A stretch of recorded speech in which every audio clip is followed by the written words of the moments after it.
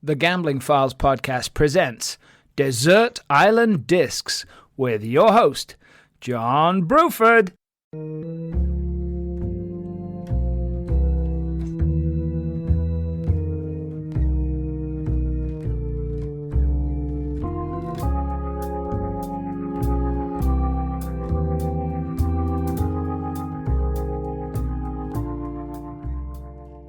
Hello and welcome to another edition of Desert Island Discs, the completely unique show that has no correlation, likeness to, or was inspired by anything else that may have an even vaguely similar name.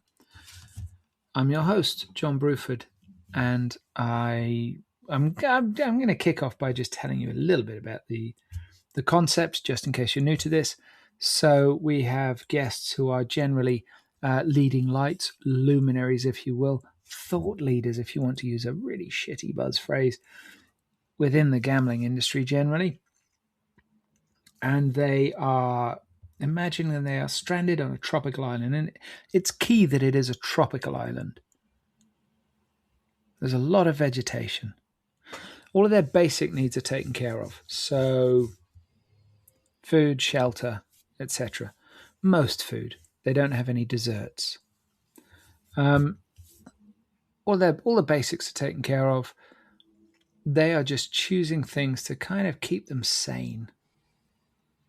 But it's a way of looking at their life and their journey to where they are today. So our detainees, I don't know, our stranded geniuses get to choose 3 albums, 3 books, 3 movies, 1 song, not on the albums, 1 pet from any point in their lives, 1 object, 1 dessert, and 2 pieces of advice from their older self to their younger self and vice versa. Now that you're familiar with the format, it's probably a good time to say sponsorships are available. And to meet our guest. Our guest today is best known for being the head honcho of ICE when it was becoming what it's become. Really needs no introduction, so I don't really know why I'm doing this. None other than Kate Chambers. Kate Chambers, hello. Hi, John. Delighted to be here. Thank you for that intro. What's it like being Kate Chambers, Kate Chambers? Bit odd sometimes. Yeah. I don't always recognise what people say about me, but that's fine. Everyone's entitled to how they think and feel. You know what they say, Kate? Everybody, opinions are like arseholes, and nobody wants to hear mine. Well, that's what they say about what is under every ponytail. A horse's ass. An arsehole. So I used to have a ponytail though, Kate. I know, hard to picture. Just saying. No, that's fair, and I appreciate your candor in saying that. You haven't got one anymore, so step in the right direction. Yeah. Does that mean I'm not an asshole? No, it doesn't. No, I definitely am. But Kate, let's get into the meat and 2 veg of why we're here. I think I know you're a big music lover. So let's start with your 3 books. Okay. Slightly different. This is so hard because I'm a big reader as well. And out of all the books I've read, trying to choose 3 was really difficult, I have to say. That is the challenge. But the first one is an Emile Zola book, Germinal. And I've read it translated from French, not in its original. But I first picked it up. My dad had Germinal and Earth and another one I can't remember the name of on his bookshelf. Oh, God, when I was growing up. And one day I picked it up, Germinal, the old Penguin that had a green cover on it, which actually I've stolen from him and is now in my bookcase. Because I read it 4 times, but I picked it up when I was quite young. And I read it 4 times. Amazing. Quite a heavy read. What's it about, Kate? It's about the French miners and their struggle and dealing with what it was like to be a miner in France way back when money was tight and they were very poor. It's a similar story to Earth, that was about the French farmers.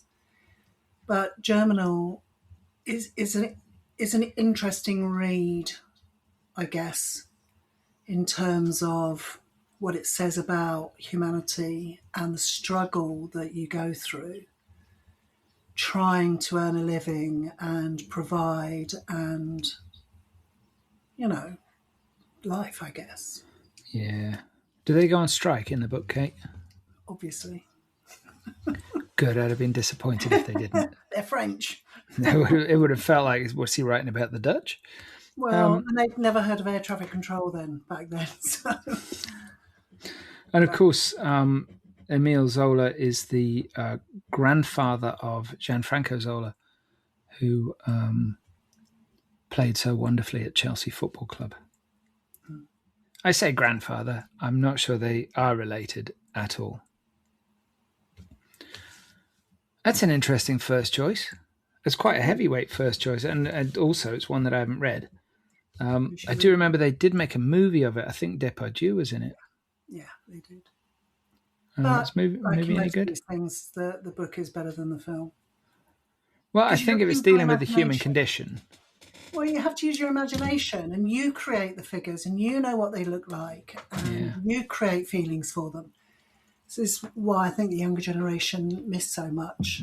My son says, "Oh, have you read the book?" No. It's like, well, go and read the book. Yeah. Anyway, yeah, a heavyweight, but a book I love. Is that? Do you think also how you encountered the book is an important part of why you love it? Do you think having that link to your dad is there? Do you think that's important? Yeah, I think I'm more like my dad. My mum loved Doris Lessing, and oh my God, I did try, but I can't bear all that alliterative. The wind was making the trees' leaves rustle, and they were 100 shades of green, and blah, blah, blah, blah, blah. No. I couldn't get into it. So I think I naturally went to my dad's reading tastes. He had quite eclectic taste. But I read a lot of books that were his on the bookshelf. Yeah.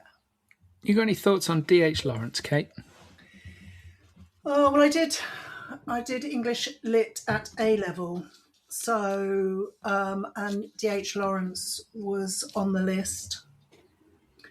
I do quite like D.H. Lawrence. I haven't read it for a long, long time, anything of his. But yeah, I think there's an undercurrent running through the stories or the narratives that he has, which is interesting. I did A-level English for about a month. And then I jacked it in because I realised I was going to have to read Sons and Lovers for a year. And I just said, I am not reading this shit for a year. I hated it. Any fool can write down just a never-ending description of some shit that's around them. Take me on a journey. Well, exactly. I want a beginning, middle, and end. And I want to do something that I can't do sitting here. I want to see somebody else's life. I don't need a description of a fucking colliery that takes 3 pages. That's just horribly inefficient. Oh God, one of the reasons I love. You might not like Germinal then. I think you're right. I think it's doomed. Well, have a go. Have a go with Germinal. Probably pick it up 50p in a second-hand bookshop. I'm pretty sure it'll be outside in a bucket saying "Please take." Yes, probably. No, I love really efficient writers, like writers that work at brevity. And there's a maybe that's I don't know. I use a lot of words, and when I write, I use a lot of words, and I've had to make myself be more concise. Maybe that's why. I don't know. Maybe that's the thing about Doris Lessing. That theoretically, concision is very difficult. It is, and the trouble is, you always end up making very short sentences, which reads like AI these days. Well, that's a difficult thing. Is if you're very wordy and you cut it, you end up writing short sentences, but then have to join them all back up together again. There's a little period in American fiction. Well, I say a little period, but there's a little period, and it's quite a sort of pulpy crime period. Like Raymond Chandler is the great example of incredible brevity in his writing, and just not a single. There is no flab in any of his stories. He is not messing about, but you get everything. You're not left wanting. You're not left thinking, well, what about? There's none of that. And everything is propulsive. Everything moves story. I think Robert Parker did the same thing. And I do find I'm attracted to that kind of writer. But today, Kate, is not about me. It's about you. What's your second book? I chose a book which actually I've recommended to quite a lot of people. To buy D.H. Lawrence? No. It's actually a business book. Oh, yeah. And it's called Create the Future by Jeremy Gutcher. Made up name. How'd you spell it? Gutschche. In fact, I've got it here.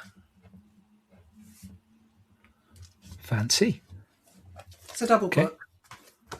Whoa. But I love it. It's a working book. So it's got pictures. It's got a lot of pictures. Oh, I like a good picture. It's about disruptive thinking. As opposed to disordered thinking. That's probably the difference between you and me, Kate. Well, I quite like saying, people say, oh, why should we do that? I quite say, well, why shouldn't we do that? Why not do that? You've heard me say it a lot. Let's have a go. But a lot of people aren't brave enough. But this book, I mean, I've been doing it for a lot of years. I mean, that's one of the reasons why ICE worked so well, was because we pushed at the boundaries all the time and could never really put my name on it or put my name on it. I could never work or put a name on the process.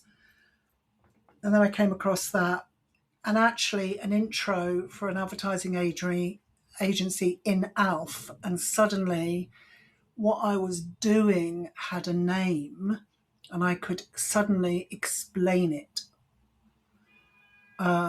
So I think confidence at trying something new, confidence at pushing the line and boundaries is something that innately we lack. And I think social media these days particularly, and AI is not helping, makes us more inclined to think the same so we fit in. And I think the disruptors are interesting and don't get the credit they deserve a little bit. That's very kind of you to say. I appreciate that. Thanks. Well, you're disruptive. I'd like to think I was disruptive. I used to always get thrown out of class at school. I was good at school. I never did anything bad. This is my surprised face. Yeah, really boring. So when did you... School, so that's kind of fair. You don't mess with the Maudlin sisters. No. So at what point did you find this book? I mean, is it one that you've just had kicking around for decades, or is it a relatively new No, find? I came across it probably 10 years ago, roughly. I think 10 years is a reasonable enough time for you to appreciate its value, because it's easy And to for be it to be wowed by a there. book.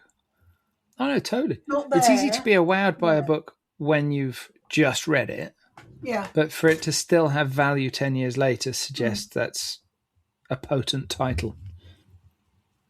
I think for people that are scared to be a bit disruptive or to say why not, that actually giving them sort of a process to make them feel more comfortable doing that, and that book does that. It just gives you a bit of a helping hand on how to not how to be disruptive, because the ideas have got to come from yourself, but actually I think it's a bit of a roadmap, and it helps. Okay. It's all good. Book 3, Kate. Interesting. So despite my intellectual and heavyweight first choice, I quite like to escape, and I like a book that doesn't challenge me at all, that I can literally read, put down, pick it up the next night before I go to sleep, read a couple of chapters, and it won't test me up here. Yep. So funny enough, my husband reads them, so when he's read them, I pick them up, which is just Lee Child's, the Jack Reacher books. They do fit that category. Exactly. So they're not, for me, particularly intellectually stimulating. I spend my whole day thinking, writing, coming up with ideas, trying to be disruptive. So actually, it's pure escapism. Don't have to think about it. I can pick it up, put it down. I steer away a bit from chick lit, because I can't bear all that, going on holiday and falling in love and finding the one and coming back and they're all the same. Yeah, but that's just one facet of what's chick lit is used in such a derisory way. Yeah. But there is some fantastic chick lit out there. Marion Keyes wrote, I mean, she's famous for, I think the big book for her was Watermelon. But the one after it, Lucy Sullivan is Getting Married, is a phenomenal bit of writing. Yeah. It's a terrific book. She's a terrific writer, dismissed as chick lit. Yeah, but then I like science fiction too. Oh, yeah. I've read the Silos on Apple TV at the moment. I've read those 3. I've read Passengers, which is vampire-like. Not vampires, but how they created them and how they took over the world, and then how the humans that survived took it back. So, You read things.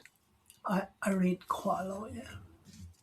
So much so I've run out of book space, and now there's 3 piles of books in the entrance to my bedroom that are just up, growing up the wall, because I don't know where to put them. And I don't like throwing books away. Okay, I moved house recently, and almost everything that I moved was a book. Yeah. I love the feel of books, although I do read a lot on Kindle, but I love the feel of a physical book. I don't like anything bent on it. I don't like damaging the spine. I don't like... Unfortunately, Germinal's like that. My copy of Germinal, but... Well, I think that I'm not precious about books. I love books. I'm not precious about them, because I think that what happens to them is just part of their journey with you. And so if it gets creased a little bit, I'm like, I'm okay with that. It's not a problem. I don't treat them with disrespect. I was really surprised by how much I like the Kindle. Yeah. Well, I used to go for a 2-week holiday, and you pack 6 books. I was like, how much space does that take? And I was like, do I take that one? No, it's too thick. But if I don't, that means I've got to take 2 instead of the one thick one. Well, the Kindle solved that problem, which means actually now I can travel a lot with hand luggage instead of having to find space for 2 books. I used to pack 10 books for G2E, because it's one on the train journey down, it's one on the flight over, one on the flight back, one on the train journey back. So that's 4. And you want a selection while you're there, but it's at least 2 in the week as well. See, a Kindle solves all of that, doesn't it? It does. And And you're not restricted to the books you've taken. also true. Although I've got a stack of stuff downloaded to mine. But I took it to Vegas recently, and it was a bit of a godsend. It fits in your pocket. It's a very clever bit of design. It is. You know, I have no, but my favorite thing about it, and I've probably said it on this podcast before, my favorite thing about the Kindle is that I can read in bed with the light off. So in the summer, when I've got the window open, I don't get eaten. Yeah, big issue. That's a major factor for me. That's a big part of my love for it. But okay, Lee Child's Jack Reacher books. Have you read the very recent ones which were written with his brother? No. So I think it's the last 3 were co-written with his brother. Do you know what? I can't even remember the titles of the ones I've read. Yeah, that's how I feel about them too. I mean, they're amusing, but check out the Robert Parker Spencer series. They're really excellent. Are they? They are. And there's shitloads of them. He wrote them from about 1972 up till he died, and then a guy called Ace Atkins took them over, and he's also an excellent writer. There's about probably 55 books in the series, and they're all really, really fun and really interesting. Which could solve my problem for the rest of my life. Obviously. Really could, but they're a lot shorter than most of the Lee Child books. But the ones that he's written with his brother, who weirdly, I think his brother's name is Andrew Child, which is really odd because Lee Child is a pseudonym. So why would, you know what I mean? It's like, so your brothers had to take on the same pseudo surname. That's bizarre. But you can tell that there is another hand in there, not least because weirdly, and this is a really odd thing for me to notice, but I did notice it. There's one book in particular where every character that you met for a good 100 pages was a former Manchester United player. Oh. And really fringe players as well. Like there's a character called Ronnie Woolwork. Like, who the hell remembers Ronnie Woolwork? Exactly. It's very peculiar. And like, I probably only know about that because I used to work on a Manchester United magazine. Anyway, by the by. So, Kate, as I say, you're a big music fan. So what are your 3 movie choices? Well, what I did was, I guess, movies, schmovies. First one I chose actually was Passengers, which maybe again I can just watch it without thinking. Is that the Jennifer Lawrence one? Yeah. Okay. Wow. It's a bit sci-fi. I quite like the fact that, despite the fact of how it happens, that they're sort of marooned on a spaceship for 80 odd years, and they're the only 2, and they convert this spaceship into a farm. I think there's something quite nice about the whole movie. It drives my husband nuts. But it's a controversial movie for you to say something quite nice about it, because I've seen criticisms leveled at it for the whole Chris Pratt, and waking her up, thawing her out because he, hey, I like to look at this one. Do you know what I mean? It's like it is an odd movie. It is a bit of an odd movie, but quite.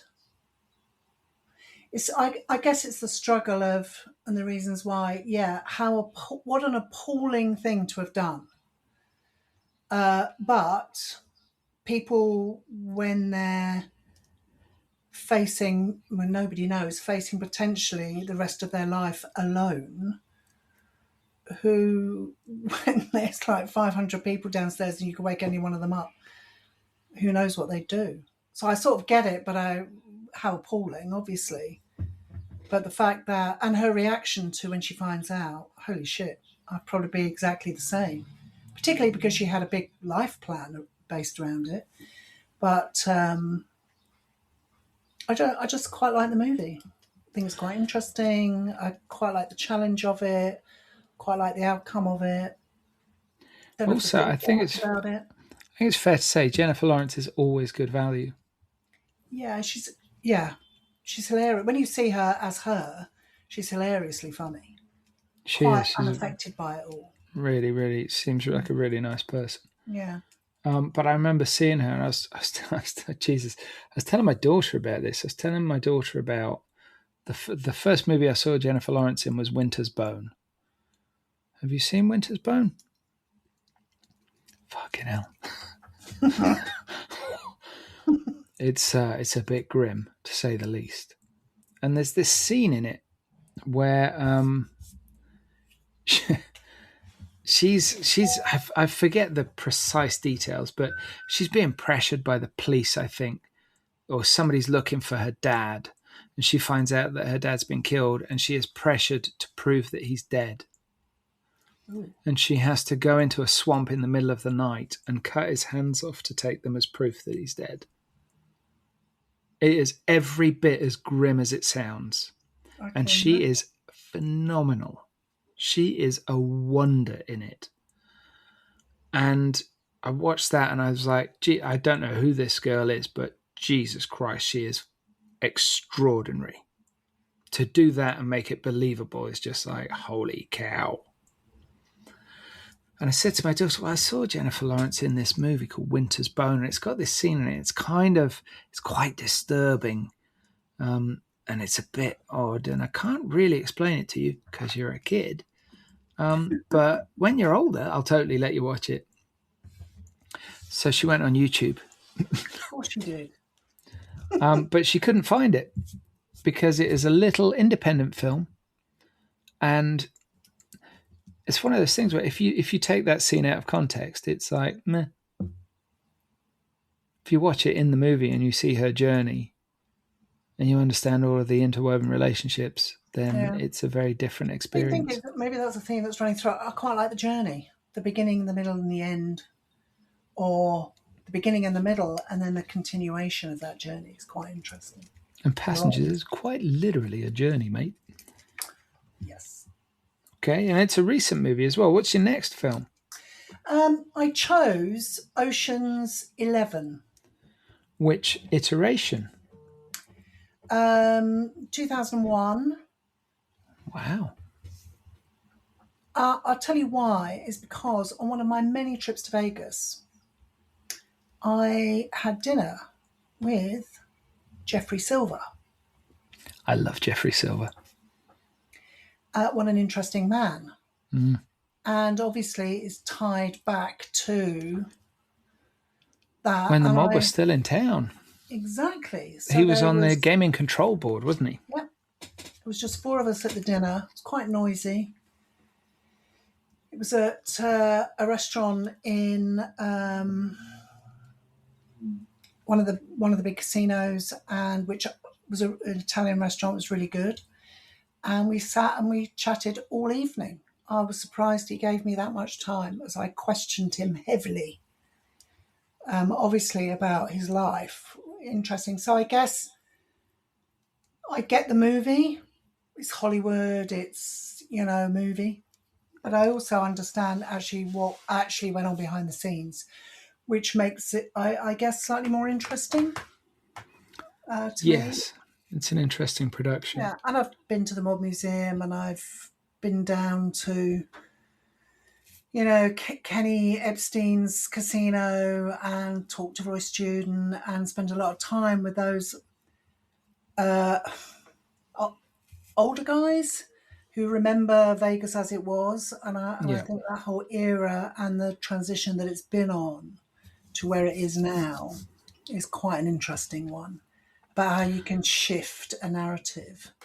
I had Jeffrey on my first podcast, The Bruford Files, and he was quite an early guest. It's like third or fourth episode, I think. And it was just a fabulous conversation. I mean, he's a lovely guy. And it was a recommendation. I think Jen Gaynor recommended him. I think she was working with him at the time.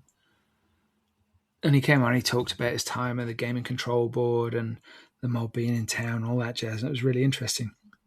And then he blew my mind by just dropping something casually into conversation. So Jeffrey spent some time as an operator as well. Mm-hmm.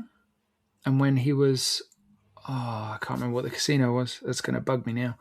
When he was operating a casino, he said, I was just waiting for some food. I was in line at a fast food place, and I thought to myself, why don't we put one of these in the casino? Look at how popular they are. So Jeffrey Silver was the first person to put a fast food franchise into a casino. He was at the Landmark and the Riviera. It's the Riviera. Yeah. It's the Riviera. But what's fascinating about that, particularly in the US context, is that the restaurants were all unionized and the fast food joints weren't. Oh, ka-ching. Yeah, it's wild. It's absolutely wild. But it's also industry changing. Yeah. It's amazing. And I just love how he just did it. Another disruptor. 100%. I love the disruptors in this world, particularly in this industry. So speaking of disruptors, Jerry Weintraub, who produced Ocean's 11, was OG disruptor. I mean, so there's a terrific interview where somebody asked, how did you get the city of Las Vegas to agree to shut down all the lights on the strip for that scene? He said, I just phoned all the owners of the casinos. Because what a lot of people don't realize is that Weintraub's background isn't movies. Weintraub's background is music. He wrote a tremendous autobiography called When I Stop Talking, You'll Know I'm Dead. And he talks about all sorts of stuff in the autobiography, and the guy has some incredible stories. I was lucky enough to meet him and interview him, and so I heard a lot of these firsthand. He was a genuinely amazing man. He's the closest thing to a self-made man I've ever met, because the idea of a self-made man is just an absolute myth. But he was like brought up by his bootstraps, no education, produced Broadway shows, managed Zeppelin, The Who, Hendrix, etc. for their US operations. He broke and changed forever. This is disruption on a massive level, right? Weintraub went to Colonel Tom Parker repeatedly, and he was just, it's an amazing story. And he's like, in fact, I think it's in the Elvis Presley in concert movie. I think some of the stories covered in that. He goes to Tom Parker and he's like, look, let me do the tour. Let me put Elvis on tour. And Parker's like, you can put Elvis on tour if you turn up with $1 million in cash. Right? And Weintraub's like, what the fuck am I going to get $1 million in cash? Phones everybody he knows. He's had success. You know what I mean? He's doing all right in the world. He somehow gets $1 million together. Goes to see Colonel Tom Parker, who was a massive gambler. Meets Parker in Vegas, gives him the $1 million. Parker says, okay. Introduced him to Elvis, and they then worked together. But what that changed was that prior to Weintraub and Elvis meeting, all tours were organized regionally because all states had different unions and different setups. There was no such thing as a nationwide tour. Elvis Presley was the first artist to do a nationwide tour of the US. And because it was Elvis and everybody wanted him, it broke all of the union strangleholds on the smaller venues. It basically broke the unions on music venues because it was Elvis. Mm. And Weintraub somehow made that happen. It's just, that guy's life is just ridiculous. Yeah. Sorry, it's somebody I'm a huge fan of and comfortably one of the most charismatic people I've ever met. Well, I'm glad my choice is resonating with you, John. It's also, Ocean's 11 is also a really decent movie. Yeah. I mean, it's Steven Soderbergh. That guy can tell a story. But I'm not going to say it's necessarily aged brilliantly, because I was watching it the other night and my other half said, yeah, let's put something else on. But it's such a fun watch. It's like, if it's on TV, you'll watch it to the end. Yeah. Exactly. Okay. I can support you on that, Kate. Cool. Sorry to go on about Weintraub, but he's a bit of a hero of mine. It's interesting. Yeah, but it's about you, Kate. And with it being about you, what's your third movie? Guardians of the Galaxy. The first one. Wow. I was not expecting that. And we also have a 2/3 of your movies are Chris Pratt. Yeah. Don't know why that is. Yeah, coincidence. Tall, handsome gentleman. And I'll tell you why I chose that. Tell me why, Kate.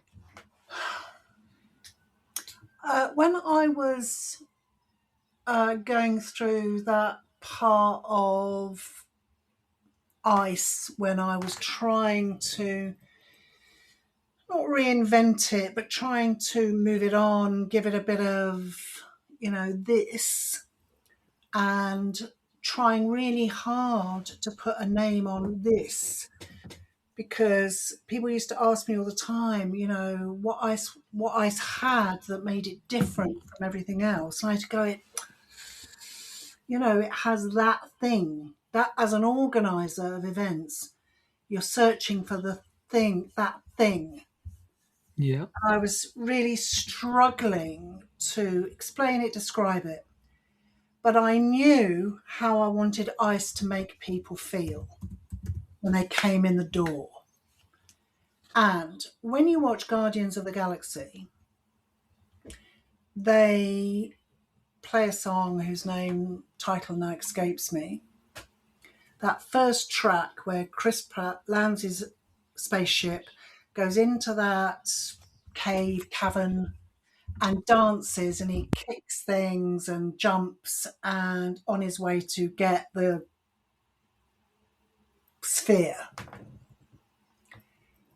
The way that I felt when that song was playing and watching that scene was exactly what I wanted people to feel when they thought about ICE, came into ICE on that opening morning.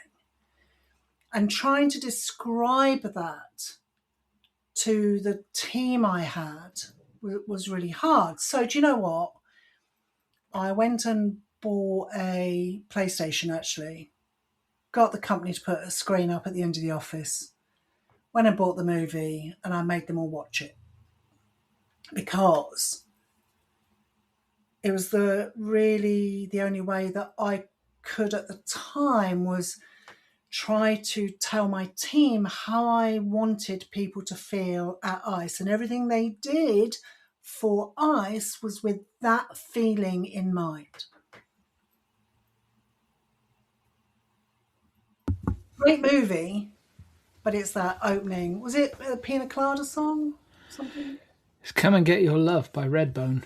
Yeah, you just looked it up. Good. I did just have to look it up because I'm like, I know the scene, I know the song, I can't think what it is. It gives you such a great feeling. It's full of life, it's energetic, it's makes you feel good. And it's also a movie that was an absolutely monster hit out of nowhere. Yeah. And made him a star, made Chris Pratt a star, really. Totally did. But it even the producers didn't expect what happened. No. Amazing. Yeah. And again, it's a really fun film. Mm-hmm. It's prolonged Vin Diesel's career. Rightly or wrongly. Yeah, exactly. They're all more recent than I would have guessed that you were going to go for. Look, there are many. But I was maybe expecting, I don't know, the original Thomas Crown Affair or something like that. No. Because you're a classy lady, Kate. Look, do you know what? I love Gone with the Wind. I've watched that movie hundreds of times. I love Gone with the Wind. I've read the book two or three times. But actually, for me, these choices are the ones which are better. You know, I also love Gone with the Wind, Kate. I like Casablanca, but it's, you know, Gone with the Wind is one of the most undervalued movies, I think, in the modern age. love it. It's a beautifully made film, and it's so gorgeous to look at. Yeah. And also, did you know, if you went by ticket sales, it is still by far the biggest movie in history. What? Nothing else even comes close. Not even Avatar, that they keep saying. Not even in the same ballpark. Avatar has grossed money, but in terms of just ticket sales, Gone with the Wind is everything and then some. Yes, it was groundbreaking when it was released. It was a cultural phenomenon, but the beauty of what they did, I mean, this is some gorgeous marketing. Yeah. Because the book was obviously a big deal. Mm-hmm. But the search for Scarlett O'Hara went on for months and months and months. That's a little bit of genius. Yeah. And it helps that she's really, really damn good. And which woman isn't slightly in love with Rhett Butler? You know, I knew I was. I couldn't possibly comment, Kate. But it was also, if I remember correctly, it was the first Oscar awarded to a person of colour. Yes. Although she was not allowed to be nominated in the actor categories, it was a special award. And she couldn't appear either, could she? Did they let her in to the ceremony? Of course not. That would be wild. Well, I don't think so. Off the top of my head, I'm not looking that one up. No. Because you never know what your algorithm's going to do then. No, exactly. But it's full of great performances. And of course, you've got the absolutely iconic fire sequence, which is just incredible. Yeah, they and you couldn't possibly film now. And they only had one go at it. It's magnificent. Like filming anything with fire is enormously difficult. One of my favorite science fiction movies of the 1950s is Thing from Another World. There's this incredible scene where the thing, all these people are waiting to trap him and burn him. And they're in this dark room. They want him to just walk in so they can chuck petrol on him and burn the shit out of him. And he chucks the door open. He's silhouetted in the doorway. And they throw this fuel on him and they set fire to him. And the only light in the scene is from this burning bloke. Yeah. Like, can you imagine how difficult that would have been to photograph? And of course, they're all covered in mattresses and stuff trying to avoid this burning alien. And like, you scrape down the mattress and you just got these 4 sort of burning claw marks down it. That's so difficult to film. Sorry. Anyway. We talked about horror this morning, though. And you know, I was a bygone hero of Hellraiser 2. So can't watch horror anymore, though, like that. Maybe that's an age thing, Kate. Maybe it's going to come to me. Maybe I'm getting a bit old. No, I don't think so, Kate. Okay. Now, I know you're a big fan of desserts, Kate. So what are your music choices? Again, it's quite eclectic, really. And this was really hard. I bet everyone says it. My first choice is Fleetwood Mac, Rumours. Wow. One of the biggest selling albums in history. I love it. I've always loved it. I can remember playing it at parties in my youth. I can remember playing it in the car. I can remember playing it last week in the kitchen. It's just, for me, maybe it's probably not the soundtrack of my youth, but just the album's a great album. and how it was all written, you know, tough one. Okay. So, I mean, you say not the soundtrack of your youth necessarily, but Can't remember the year it was written though. it's about 1976, wasn't it? Yeah, something like that. But as I say, it is one of the biggest selling albums in music history, and hugely influential. I've never emotionally connected with Fleetwood Mac. Well, when I was growing up, there was Dire Straits and Fleetwood Mac and Bowie, different genres of music, and you sort of sat in a couple of different camps. But Fleetwood Mac was one that I guess me and my group of friends really liked. But we also liked Meatloaf and Bowie, and we used to have parties and we would choose an artist, and that's all the music we'd play all that night. So we had Meatloaf parties and Bowie parties and Fleetwood Mac parties. And it was a group choice, but when it came around to my party, I was given Fleetwood Mac. So I can remember going to sleep. My dad had a record player because they were all on LPs then.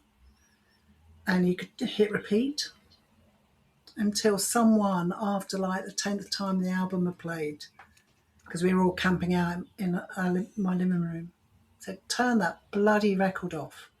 Because after 10 times on repeat, it was like too much. But good album. Good album. A bit of something for everyone, I think. Okay, standout track?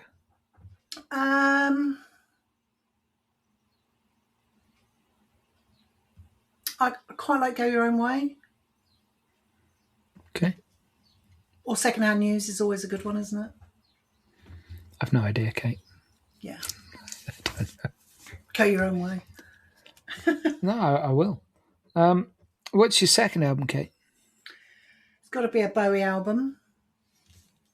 I remember going into a record shop where I grew up in North Devon and trying to find the man who sold the world, and they didn't have it. And I asked for it, and they said, oh, you have to order it. And I said, okay, I'll order it. He said, are you sure you want that? I went, yeah. But that's not the album I've chosen. Okay. I've chosen Hunky Dory. Okay. Love David Bowie. I went to where my dad lives. It's in this like cul-de-sac area, and during the war, there were. I live in Twickenham, and the stadium has overflow parking on 2 green fields on the side of the road. And during the war, there's some debate about whether it was the American Air Force or the Italians built a row of Nissan huts that they staffed their servicemen in. At the end of the war, when they were all dismantled, this close asked if they could keep one as like a community hall. So this close where he lives has this community hall, and once a year they put on a festival called Gladstonebury, because the name of the street is Gladstone Avenue. And it was on Saturday night. And my dad, who's nearly 90, me and my husband rang him up and said, right, we're going. He goes, oh. But actually, it was a really good night. And there were kids of like 6, 7, 8 that the adults played music for, and they sang. And there was all these, and somebody chose Nirvana, somebody chose ABBA, somebody chose... But one of the songs they played, considering that all the kids were there at the front row, all singing and dancing, was Heroes by David Bowie. So I was delighted that a young band had chosen Heroes. My dad was going, what's that? What's that? It's David Bowie. Do you not know? You heard me singing it, playing it in my youth. But Hunky Dory is one of my favourite albums.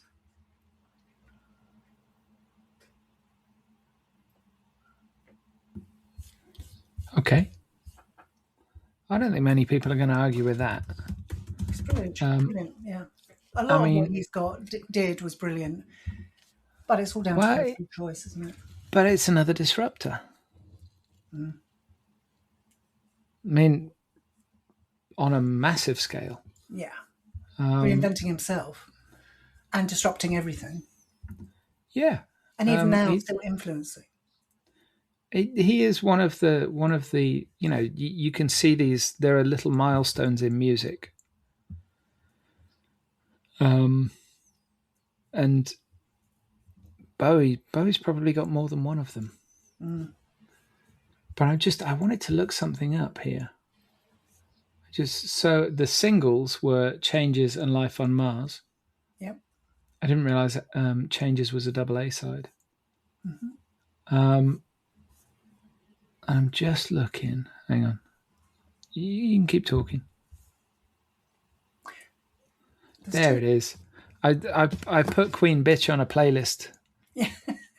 recently because it's a great song. And I thought I'm sure that's the album with Queen Bitch on. That's my favorite David Bowie song probably. There's a lot. I quite like Cooks, which he wrote for his son. I quite like Oh You Pretty Things. Yeah. Changes, obviously. Life on Mars, brilliant. There's a lot on there. Yeah, it's not a bad record, is it? No. It's funny when you look at an album like that now, you look at that track listing. For another artist, that could be a best of. Yeah. Yeah, absolutely. Yeah, my favorite example of that. Do you know the Otis Redding album, Otis Blue? I don't know that particular album, no. Have a look at the track listing on that album, and you'll think it's the best of Otis Redding. It's absolutely unreal record. I mean, it's a phenomenal record, but just that collection of songs, just like, fuck. Who else could have done that? Okay, well, I thought you might have a bit of Bowie. It's fair enough. Like I say, he's a disruptor. Was a disruptor. And by all accounts, a very nice man. Mostly. Mostly. Unless you were pestering him and he wanted to be left alone. That must be the thing with like these celebs. Well, interestingly, so I was talking to a journalist that I commissioned a few times. And he's a really lovely writer. Well, the one day he just suddenly reveals that he was Bowie's PA for a good 10 years. And this it came about because I was trying to find out if I knew anybody that knew Peter Gabriel, because I had this crazy fucking idea. Anyway, turns out I did know somebody that knew Peter Gabriel. But what Jonathan told me, this guy called Jonathan Wingate, he said, the bigger the star, the fewer people there are between you and them. It's only when people are up and coming or whatever, and they're a bit insecure and they've got a big entourage and all of that nonsense. So, but the big ones, the established ones, there's at most one or two people between you and them. Yeah.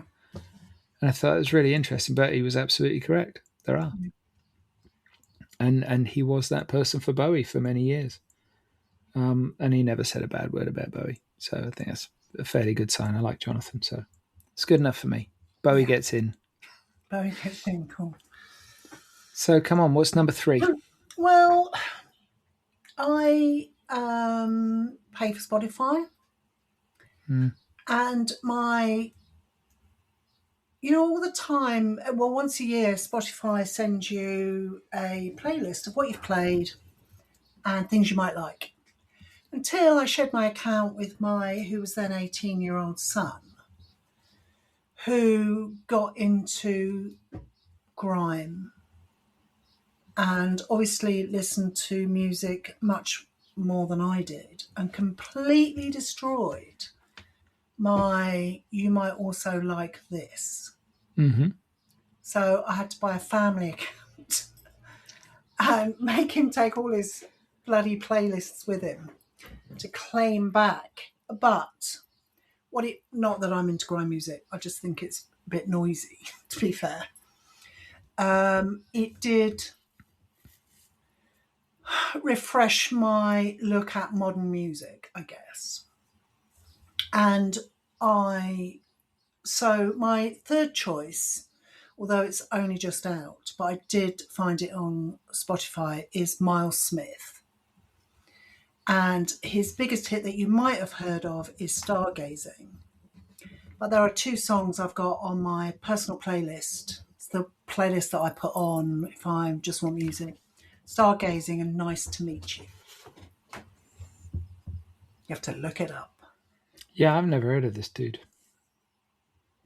So what's the album? The album is Talking Point. No, my Mess, My Heart, My Life, I think. It's out this week, I think. Oh, but you've already heard it. Well, you've heard some Well, of because it. it's on Spotify. Yeah. These songs, individual songs are. Wow. Well, that is bang up to date. But I think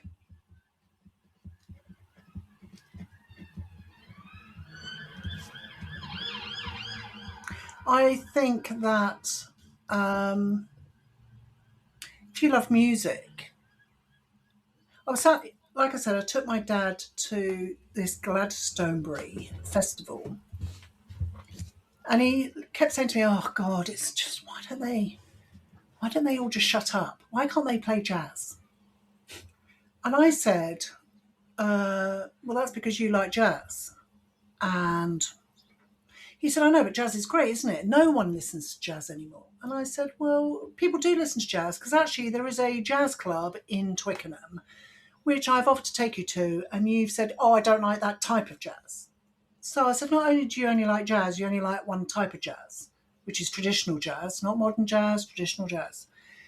And I said, actually, when you were growing up and dating my mum and when you first got married, that was the heyday of the Beatles, the Stones, and everything else was around at that time in the early 60s, I guess. So why do you not like? And I said, I remember you having Santana records and Beatles records and Rolling Stone records in your record collection. Why is it now that you will only listen to jazz and are very dismissive over everything? But he is nearly 90. And I just thought at that time that maybe I shouldn't be so dismissive of him or jazz. But I think if you love music, you should have a listen to sort of everything. I've had to listen to grime. Maybe I just haven't come across an artist I particularly like that's in that genre. But Isn't Stormzy grime? yeah. I mean, he's one of those people. He just totally transcends his genre. I'll watch that guy do anything. Or is it? I totally agree. And I saw he join Ed Sheeran on stage. I But have no then I idea love because I Eminem. won't watch that guy do anything. Well, Eminem was on stage with Ed Sheeran. Look, Ed Sheeran's quite commercial, but in a way, it's a bit like artists, isn't it? My nephew's an artist, went to Camberwell School of Art. Only wants to paint what he wants to paint. At some point, if he wants to paint, he's got to get a job painting. Because how else do these people earn money? So in a way, sometimes Bowie had to do it. Let's Dance is a commercial album. He didn't really like it at the time, but he needed to earn some money. So every now and again, these artists need to do something that's quite commercial that actually sells and makes money. Or gets them out of their contract. Or gets them out of their contract. No, it's fair. It's yeah. Sadly, you got to Bit make like money. us all, bit like you and me as well. Love doing one thing, but actually doesn't earn us any money. So every now and again, we have to go and do something that's a bit more commercial. Which reminds me, sponsorships are available for Desert Island Discs. Was that okay as the intro to that? Not bad, Kate. Not bad. I'll edit this part. Always thinking about you, John. Kate, what's your one song that is not on the albums that you're going to take with you to your tropical island? This was worse. But I was thinking if I'm stuck on my own on a tropical island, I need something that will make me smile and dance. So I love Motown too. So I chose Diana Ross, I'm Coming Out, but it was really, really hard. It could have been anything Fucking from great Aretha song. Franklin, Marvin Gaye, Smokey Robinson, Otis Redding. I know we talked about him. Midnight Train to I'm Coming Georgia. Out is an absolute belter of a song. Well, Midnight Train to Georgia is amazing. What's going on? Respect. Is that Sitting on the Dock of the Bay. I mean, they're all great, aren't they? Yeah. You've just Bit of named Michael some of my Jackson. favourite songs. Interestingly, you mentioned Motown, and obviously Stax needs to be in any conversation as well because I loved Isaac Hayes. But do you know who the biggest selling Motown artist ever was? No. Now, I think in this country it comes as a surprise, but if you're American, it probably wouldn't be a surprise. It was James Brown. Yeah, I could probably see that. By quite a long way, though. Yeah. So, and it was pretty phenomenal. Do you know the biggest selling duo ever on Motown?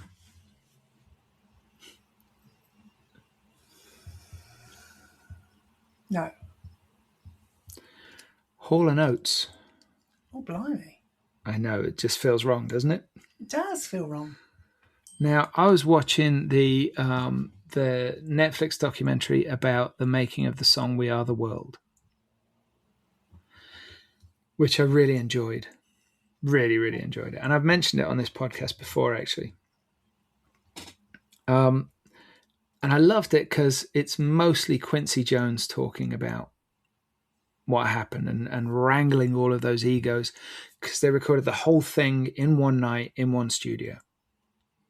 And it's really fascinating because they did it just after the Grammys. So the Grammys kicks out, they get all these stars in the studio. And he talks about Michael Jackson's songwriting method, which made me appreciate Michael Jackson, which I'd never done before. And, stuff, just these little insights that only somebody like Quincy Jones could bring. But the part that blew my mind, and I can't remember for the life of me who said this, it might have been Huey Lewis, actually. But all the stars had been really nonchalant about being there. And nobody asked anybody else for any autographs or to sign anything. Until somebody opened the floodgate. And this story blew my brain in the worst way. Diana Ross started it. She walks over to Daryl Hall and says, "I'm a huge fan. Would you sign this for me?" Now, if I'm Daryl Hall in that situation, I'm going to say, "Do you not know that you're Diana Ross?" Yeah, exactly. And I'm not worthy of sticking dead matches in the shadow of your shit, to put it bluntly. It's like, you're Diana Ross, dude. But then apparently everybody asked everybody to sign things. Good. And even Dylan was signing. There you go. That's a great song, though. That's a really, really, that's a really terrific song. I've got a bit of Diana Ross on a playlist, but it's the one that keeps coming up is It's My House. It's a fabulous song. So anyway, pet, Kate. You got a pet any time in your life? Yeah, I've got a dog we had when I was growing up called Sophie. She was a grey and white collie. The runt of the litter. Yeah. And she was sort of left till the last. It was a local farmer. Had a dog who had a litter of puppies, and she was left. And my mum and dad went and said, "Okay, well," took up me and my sister. We went, "Can we have that one?" It's the runt of the litter. Yeah, she was great. My parents lived and worked abroad for 5 years. Just after I moved to London, and I had her for a couple of years. My sister had her for a couple of years until my parents got back, and then they took her back with them. Yeah, she was great. Quite, but I have a soft spot for challenging people, challenging pets. Is that why you're here today, Kate? Yeah. I quite like, I always think holding people back is much easier than kicking people up the arse to get them to do something. Same with pets, maybe.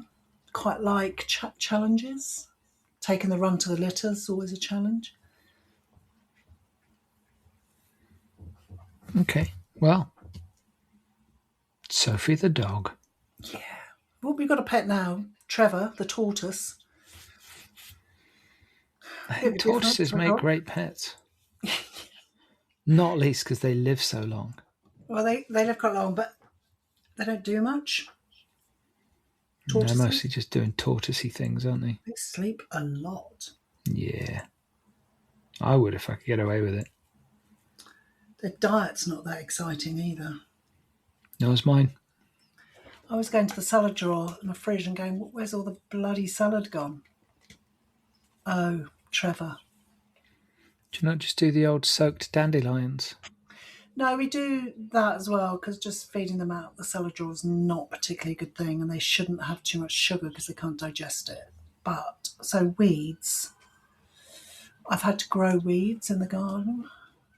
Yeah, I've been doing that. Hibiscus flowers they love. I haven't even got a tortoise. Yeah. They're quite good pets because they don't run too far, so small kids quite like them. Plus, they're very difficult to break. It's hard to break a tortoise. It really is, luckily. Should have got some for my kids when they were younger, damn it. Here you go, kids. This is going to be a companion for life, and it may even outlive you. But I think you have to give it a typical tortoise name. Yours is Trevor. Trev the Rev, yeah. And that's a typical tortoise name, is it? Well, I think quite an old-fashioned name. Barry, Eric. I think if I had one, I'd call it Clement. Yeah, you see? Nice. It's a solid name. You can trust a tortoise named Clement. Yeah, or Trevor. I'm not sure what you'd trust a tortoise with. Practically anything, really. But you could trust Clement, for sure. Okay, so it's very nice to meet Sophie the dog. Little puppy. Mm-hmm. Now we're going to move on to one object, Kate. Now this can be a luxury item. It can be something really pedestrian. It could be whatever you want. It doesn't have to be practical. It can be any old shit. Well, I probably struggled more with this than some of the other questions. And there were two things that I thought about. One was a telescope. And Very interesting. One was a guitar. And actually, I chose the guitar. Okay. And learn how to play guitar book. Yeah, you should have had that in your 3 books. So, because actually I'm not very good at just sitting doing nothing. So I have to be doing something. So I thought I've always wanted to be able to play a musical instrument. And I've been too busy or too, I don't know. I was never forced to do it as a child, which I wish I had been. Yeah, God, I bet. Learn the piano or play the guitar. But so I think I'd take a guitar and learn to play the guitar. Okay. Fair enough. I mean, a machete is the other thing that I could have taken, obviously. To build myself a camp or, all that shit's taken care of. Okay. Yeah, okay. You don't need to worry about that. Take your guitar. Yeah, much better. Yeah, totally. You get to choose a dessert. Now, that can either be a dessert type or a specific dessert from a specific place. Oh, this was easy.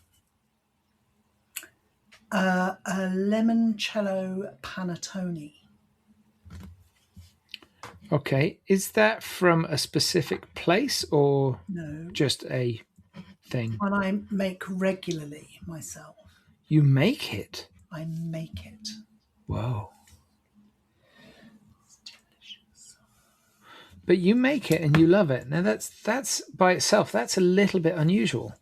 Is it? Because I think usually if people make things, they're like, yeah, I don't ever want to see another one of those again. No, well, I don't make it like all the time. It's normally people at Christmas and high days, holidays.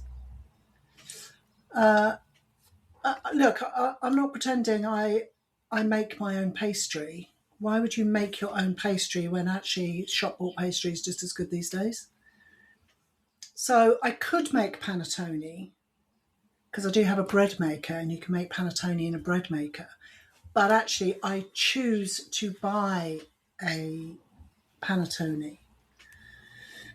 Do you want me to describe it? Go for it. It's your time. What I normally do is I normally buy a panettone. You can buy them from Marks and Spencer's in Christmas tree shaped at Christmas, or you buy one from Carluccio's, which is really good. Cut it, slice it, put whipped cream in between the slices, and then soak the whole lot in limoncello. Dust it with icing sugar, and serve. I mean, you don't pour a bottle of limoncello over it. You have to be somewhat sensible. There's a fun in that. You can have limoncello on the side in a glass as well. But hang on though, if you put your panettone and it's cut up and you got your cream layered through it, and you pour your limoncello over the top. Yeah, well, and then you can like collect it at the bottom, and you dust it with your icing sugar, and then you got icing sugar limoncello in the bottom. John, it's delicious. It does sound okay. It is utterly delicious. Not for my zero carb lifestyle. No. Yes, it does sound good. But it's so easy to make too. It doesn't require a 5-star chef to make that. Because that is my kind of recipe. 5-star chef. I've just noticed that Rick Wakeman played the piano on Hunky Dory. Did he? He did, yeah. Rick Wakeman is a dark horse. He's done a lot of things that, Yeah. My band the other day. My band played at Oakengates Town Hall in Telford once, and Rick Wakeman was playing the next night. He didn't come and see us. We didn't go and see him. Screw you, Wakeman. Screw you. Douchebag. Yeah. I was a bit disappointed that he didn't turn up. Kate, we're on to the 2 pieces of advice. This is one of the more difficult parts. Yeah. So shall we go older to younger first? Because that's the easy one, really. Yeah, I had to write this down. I guess looking back, I would say to my younger self, stop pretending, or you don't have to pretend that you know everything. It's about stop projecting certainty that actually you don't feel. It's okay to look uncertain. It's okay to say you don't know the answer. But because the acknowledgement of that actually comes from experience and confidence and all those other things. But I do think that when we're younger, we keep all the messy bits around us to ourselves. And actually, particularly these days, it's quite good to show people the messy bits. It shows you're human. I mean, depending on how messy it is. But actually, it was the moment, and one of the things which I've always tried to be is a bit real, and I always say, I'm just me. What you see actually is who I am. I'm not hiding anything. It's it's just me. And that's what's helped me. Helped me deliver ice, helped me build a career, helped me build a reputation, helped me build, the gaming boardroom maybe. Help me know you, John. Every day is a bonus for you. No, but there's a... Yeah, I think that's all very fair. I would like, my kids always ask me, like, they'll ask me the most bizarre questions because they're kids. My youngest asked me a beauty on Sunday. He said he was looking really intently out of the van window, and he just said, "Do shadows fall on glass or through glass?" And I'm like, God, I love your brain. Because I think fundamentally what he's asking there, are we seeing a shadow of a shadow when we see the shadow of that's on the surface below the glass? And I just love that. I friggin' love that. But I always say to them, if I don't know something, I always say, honestly, I don't know. And I either point them to somebody that will know, or I say, but I know how to find it out. So I'll go find out and I'll come back to you. Because, like you say, that not knowing everything, it's not a weakness. It's where everybody is. And, it's neither a bad thing nor a good thing. It's just a thing. It's just being alive. So, what about the reverse fixture? What would your younger self impart to your older self that might be of value? I think, or I hope, she would say to me, don't forget the reason why you're in the room in terms of taking risks.